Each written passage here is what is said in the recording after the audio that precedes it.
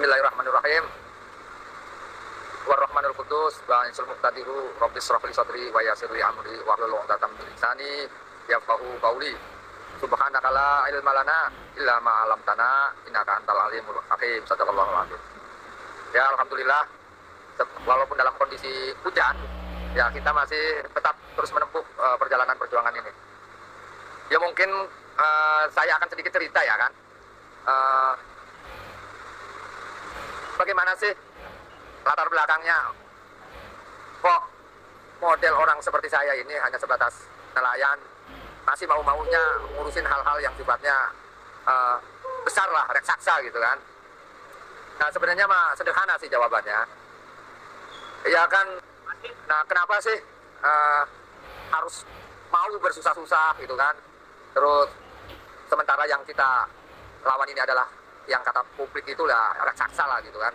Saya pikir kalau kita sebagai umat Islam kan udah jelas pandangan hidupnya. Tidak ada sesuatu yang paling besar di muka bumi ini, gitu kan, kecuali Allah. Gitu.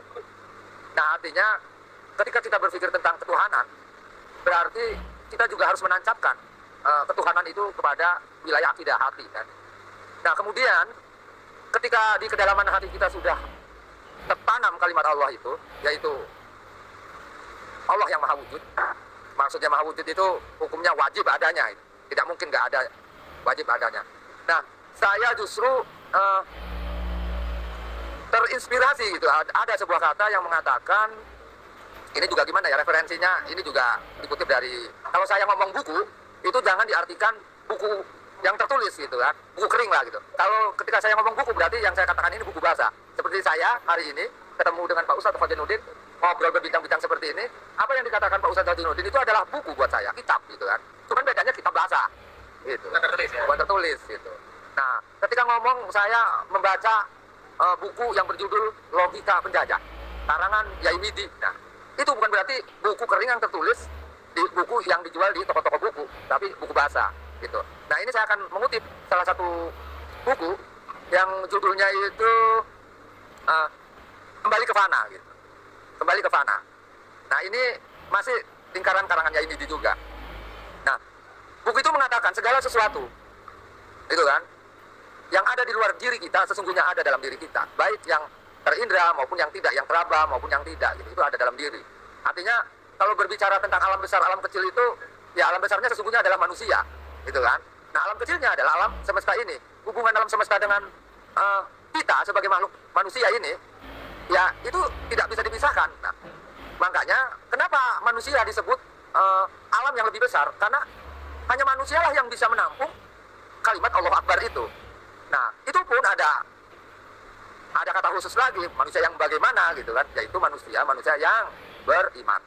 Nah maka dari situlah baru kita berpikir tentang masih dalam buku karangan Yaimidi ya, tidak ada satu objek pun yang bisa hidup atau bisa bergerak gitu kan, jika tidak mempunyai suatu titik gitu, di mana titik ini adalah tempat berkumpul atau bergabungnya seluruh kehidupan.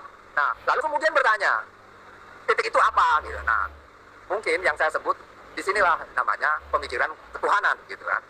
Nah ketika kita berpikir tentang ketuhanan, berarti disitulah timbul dari kedalaman pemikiran itu, yaitu hati, akidah. Nah permukaan hati akidah ini, yaitulah pemikiran ketuhanan. Nah ketika kita berbicara tentang ketuhanan gitu kan, sebab dari segala sebab kita praktekkan di muka bumi ini. Nah kemudian kami melihat gitu sebagai nelayan, yang harusnya saya melihat laut yang begitu indah, membuka pikiran saya bagaimana saya takarub dengan Allah gitu kan, tentang kebesaran-kebesaran Allah di situ di laut. Kemudian bagaimana saya bisa mengambil ikan di laut, kemudian buat mencari nafkah untuk mempanin anak istri, anak bisa sejahtera gitu kan, bisa menyekolahkan anak dari laut itu. Nah kemudian ruang laut ini diganggu gitu. Ada pagar-pagar di laut, ini dikapling-kapling, yang harusnya saya lebih luas nangkep ikan jadi nggak luas geraknya, jadi sempit. Di situ ada kerusakan lingkungan gitu kan. Yang tadinya terumbu karang bagus, ini jadi rusak, tidak ada terumbu karangnya. Nah makhluk-makhluk ini ternyata mempunyai komunikasi satu sama lain. Tidak ada dunia bebatuan kalau tidak ada dunia hayat, tumbuh-tumbuhan. Begitu juga tidak ada dunia hayat gitu kan, tumbuh-tumbuhan, jika tidak ada makhluk hewan segala macam gitu kan, kayak kambing, binatang segala macam gitu kan. Dan itu juga tidak akan pernah tidak ada makhluk yang namanya sosial gitu. Nah, ketika kita berbicara sosial gitu kan, ini kan larinya ke kita, ke manusia. Seharusnya gimana sih sosial itu? Hubungan manusia dengan manusia itu harusnya seperti apa gitu. Nah, Allah memerintahkan itu, hablum minan nas itu. Nah, makanya saya bertanya kan gitu.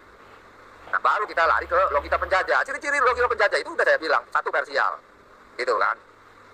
Kedua, memberi tapi ingin mendapatkan. Dia memberi tapi ingin mendapatkan yang lebih banyak lagi. Nah, menjajah gitu kan. Nah, ini logika penjajah. Termasuk pelit. Nggak mau memberi, merasa kurang terus kalau ada sesuatu yang kita keluarkan untuk orang lain itu pelit. Itu juga logika penjajah masuknya. Gitu. Terus kemudian nggak pernah peduli, nggak pernah peka tentang kerusakan lingkungan, tentang persoalan-persoalan masyarakat yang tanahnya atau misalnya sawahnya diuruk. Kemudian yang punya tanah nangis, kenapa tanah saya belum dibayarin diuruk? Kemudian kita nggak peduli. Sama, itu juga masuk ciri-ciri logika penjajah. Gitu. Terus kemudian termasuk ketika kita mau sesuatu, mentransaksikan, suap menyuap, itu juga logika penjajah. Misalnya saya nih, korporasi, karena saya ingin melancarkan perizinan segala macam, sehingga saya lobby ke aparatur pemerintah terkait dinas ini, dinas itu dengan cara menyuap, itu juga logika penjajah. Yang menerimanya juga, itu logika penjajah. Gitu. Termasuk para pemangku kebijakan ya, para pengelola negara ini, yang hanya berpikirnya untuk gentong nasinya sendiri gitu kan, untuk kesejahteraannya sendiri. Ya, kemakmurannya sendiri, gitu. Tidak pernah memikirkan keumatan gitu kan, ke rakyatnya sendiri. Itu juga logika penjajah. Sama. Nah, setelah saya berpikir ini kok sepertinya logika penjajah ini sudah menjadi suatu kebudayaan gitu kan di negara kita gitu.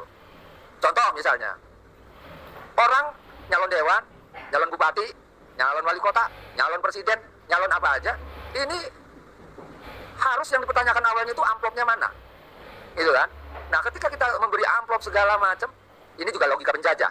Sehingga kemudian yang jadi pun jadi logika penjajah, gitu. Nah, kenapa masyarakat seperti itu? Nah, karena memang masyarakat juga sengaja dicetak untuk miskin, sehingga ketika dia miskin, maka yang timbul adalah bukan logika ketuhanan, tapi logika penjajah, serba materi lah, gitu kan. Nah, ini kemudian dimanfaatkanlah oleh korporasi, gitu kan. Atau mungkin kebudayaan ini juga memang disetting oleh kaum-kaum korporasi. Logika penjajah itu, gitu. Nah, kalau boleh di garis besar logika penjajah itu adalah serba materi. Kalau berpikir itu serba materi, gitu. Tidak ada pernah berpikir tentang nilainya, gitu kan.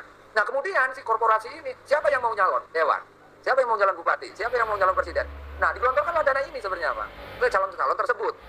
Nah, si calon-calon ini karena berpikirannya logika penjajah, dia sanggup menerima itu. Nah, kemudian jadilah jadi dewan, jadi bupati, jadi ini, jadi presiden, jadi apa gitu kan.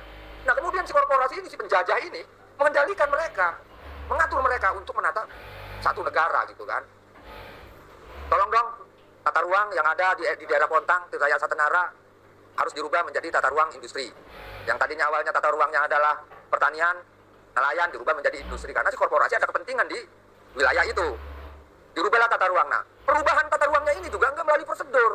Contoh misalnya, ketika sosialisasi, kalau yang namanya rencana tata ruang, ini mah saya cerita pengalaman gitu kan. Nah, seharusnya untuk merubah tata ruang itu, gitu kan, itu harus sosialisasi, itu sosialisasi kepada masyarakat. Nah, konteks sosialisasinya juga salah juga menurut saya ini mah, ya kan. Contoh, kemarin ada kejadian di wilayah Pontang, sosialisasi tentang rencana tata ruang katanya. Cuman yang diundang ini calo-calo tanah, makelar tanah, yang sebagai pembicaranya juga ternyata penampung tanahnya itu. Mungkin saya tidak sebutkan di sini, tapi yang jelas saya orangnya ketemu di ELC kemarin. Nah, cuman pada waktu itu mau saya bantai, Pak Karni sepertinya sudah habis waktu session saya. Nah, kemudian ini dijadilah perubahan tata ruang itu seolah-olah ini sudah disosialisasikan. Nah, sosialisasinya bentuknya bukan sosialisasi, tapi penggiringan sepihak. Gitu. Yang diceritakan yang bagus-bagus saja. Contoh misalnya, kalau kata bahasa Pontangnya mah gitu. Masyarakat, us urbo sentang ngedeleng iwak blodok bae. Urbo sentang ngerongokaken muni kodok bae. Kan ngono. Urbo sentang ngedeleng kedokan bae. Urbo sentang ngedeleng empang bae. Nah, bahasa Indonesia begini, orang Pontang, masyarakat, apa enggak bosan ngelihat ikan blodok terus? Apa enggak bosan ngedengerin kodok bunyi terus? Nah, yuk kita rubah yuk menjadi suatu yang modern, yang bagus, industri ini menyerap tenaga kerja segala macam. Nah, mereka ini termasuk juga logika penjajah. Termasuk ini. Karena dia tidak pernah berpikir tentang bagaimana nasib masyarakat setempat ke depannya, 200.000 tahun ke depan, gitu kan. Nah artinya, saya pikir kalau untuk merubah tata ruang itu, yang pertama kali harus rencana detail tata ruangnya. Dikaji secara detail perubahan ini. Kira-kira hari ini ketika dirubah tata ruangnya bagus apa enggak? Ngerusak lingkungan apa enggak? Kira-kira secara ekonomi masyarakat bagus apa enggak? Hari ini bagus, besoknya bagus enggak?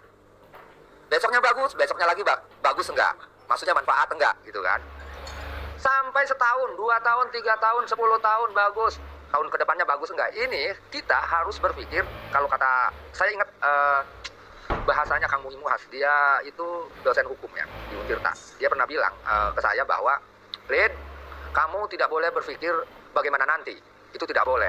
Kalau kamu berpikir bagaimana nanti, kamu tidak akan pernah bisa melihat masa depan akan apa. Tapi berpikirlah nanti bagaimana. Nah, orang-orang yang mempunyai pikiran logika penjajah ini, dia hanya berpikir bagaimana nanti, tidak nanti bagaimana, gitu kan. Nah, perubahan tata ruang segala macam harusnya dikaji 200 tahun ke depan manfaatnya. Kalau sampai 200 ke depan kemudian manfaatnya bagus, silahkan dirubah.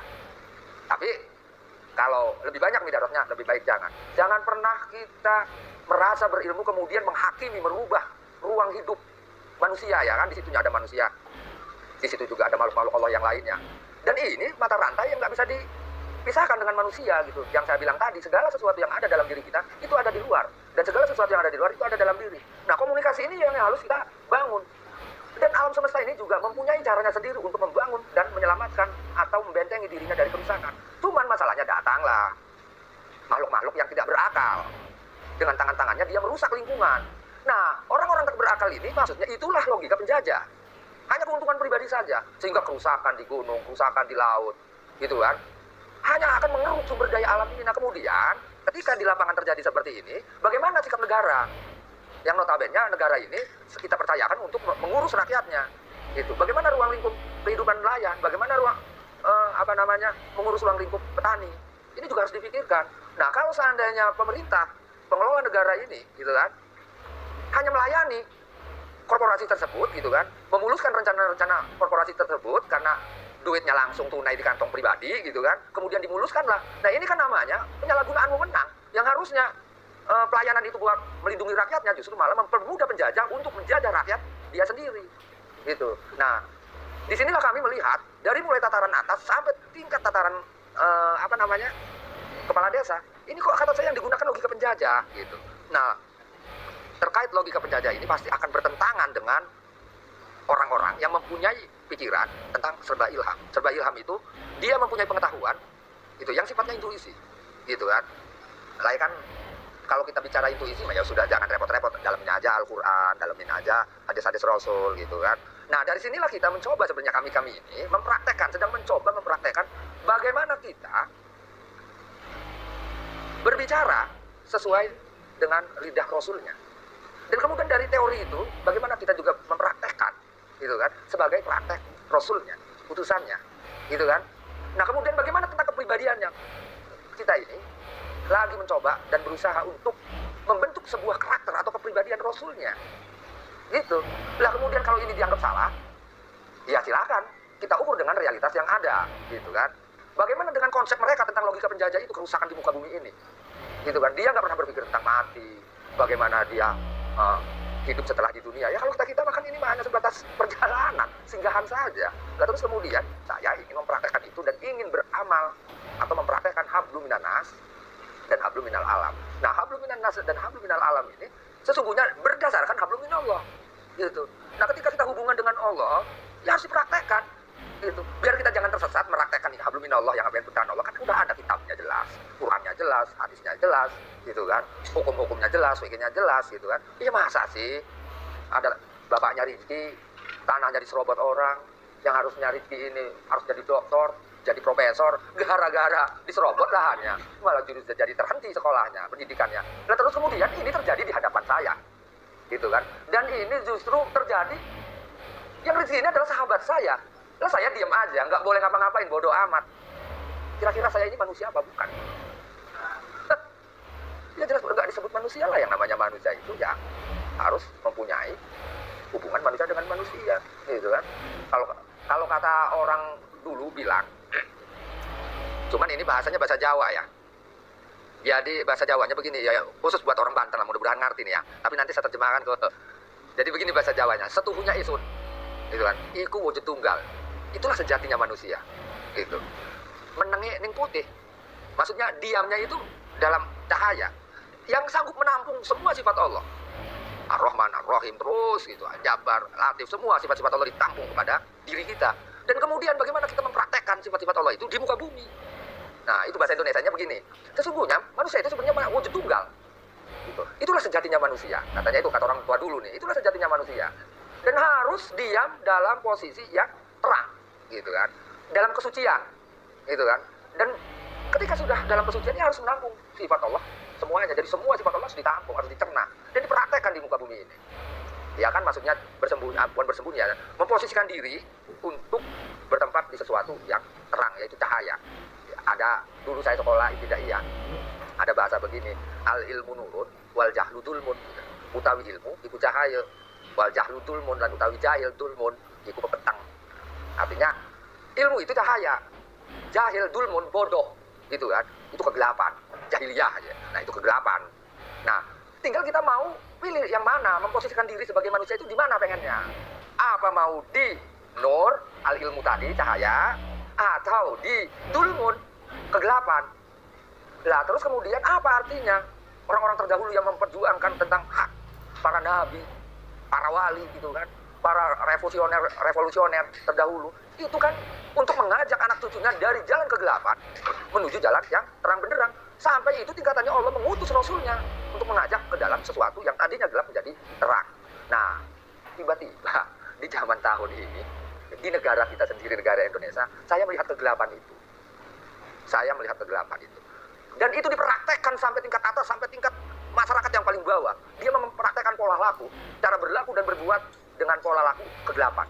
Dulmun, dolim, itu, dolim, bodoh.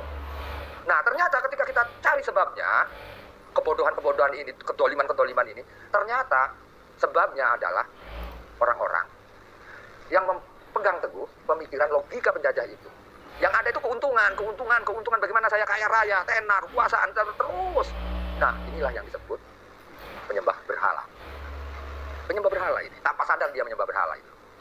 Yang dikejar kekuasaan, dengan kekuasaan kita bisa berbuat segala sesuatu. Yang dikejar ketenaran, dengan ketenaran kita bisa dihormati, mengejar kehormatan. Dan sesungguhnya itu maya sebenarnya. Nihil, enggak abadi gitu. Punah, dibatasi waktu, kapan aja punah. Paling kita manusia paling 70 tahun udah hoit mati, punah. Jadi apa lagi? Jadi apapun, kan udah saya bilang di awal-awal. Selain dari Tuhan yang Maha Esa, dalam kurung Allah, semua kekuasaan yang di muka bumi ini, itu kemuliaan, kehormatan, harta, apa aja, bukan hanya di Indonesia ya, di muka bumi sejagat alam raya ini, selain dari Tuhan yang Maha Esa, selain dari Allah, semuanya punah. Lalu kemudian kita akan memperjuangkan apa? Kecuali kita harus menerangkan hal itu agar supaya jangan terjadi penindasan, gitu kan? Jangan ada terjadi penganiayaan, pelanggaran hak. Orang dibunuh begitu saja, hukumnya nggak jelas. Dia punya orang tua, dia punya anak dibunuh, dibantai. Tanah orang diserobot, gitu kan? Laut dirusak. Ini kan melanggar, gitu kan? Melanggar manusia, melanggar makhluk-makhluk Allah yang lainnya. Makanya kami ingatkan, ya, jika makhluk-makhluk Allah ini udah marah, ya, bukan hanya manusia yang akan bergolak, angin akan marah, api akan marah, air akan marah, tanah juga akan marah. Dan mereka itu ada dalam tubuh saya. Dan itu bisa diperintah dengan izin Allah tadi, karena dialah penciptanya, gitu. Bisa saja saya perintah, gitu. Karena ini adalah bagian dari tubuh saya, bagian dari saya, sahabat saya, saudara saya, angin saudara saya, sahabat saya, gitu. Nah kemudian ada kerusakan angin polusi, ada kerusakan tanah, ada kerusakan api dirusak. Kalian tahu api dirusak? Itu. Dia menggunakan unsur api itu untuk hawa nafsunya, keserakahan dan ketamakan. Gitu. Tapi tidak digunakan nafsu ini untuk tolabul ilmi, gitu. Merusak gunung, merusak laut, gitu. Menebangi pohon, nembakin binatang-binatang. Ini kan merusak namanya. Nah, orang-orang seperti ini jika didiamkan, udah lawannya itu pasti saya itu. Karena saya tidak suka hal seperti itu. Nah, kembali lagi ke persoalan tentang pagar laut, kemudian korporasi yang namanya kedua, gitu kan. Nah, ini kok mereka ini menjadi sesuatu yang hebat seperti negara, gitu kan. Nah, ternyata hebatnya itu karena didukung oleh oknum-oknum yang sedang mengelola negara ini. suap menyuap terjadi, korupsi di mana-mana, ini mau kemana negara? Gitu. Nah kalau seandainya ini terus dipertahankan, tanpa ada saya ataupun tidak ada saya, tetap ini akan terjadi pergolakan. Karena sesungguhnya makhluk-makhluk Allah ini juga nggak terima sebenarnya, Mas. Gitu. Jadi mari kita kembali ke fitrahnya manusia, harusnya apa manusia ini? Bagaimana caranya manusia mengelola negara, mengelola lingkungannya, gitu. Ya, ya itulah pemikiran seorang nelayan ya. Jadi pemikiran nelayan itu ya seperti itu. Nggak tahu saya sendiri apakah pemirsa ini paham atau tidak, walau alam bisawab. Ya,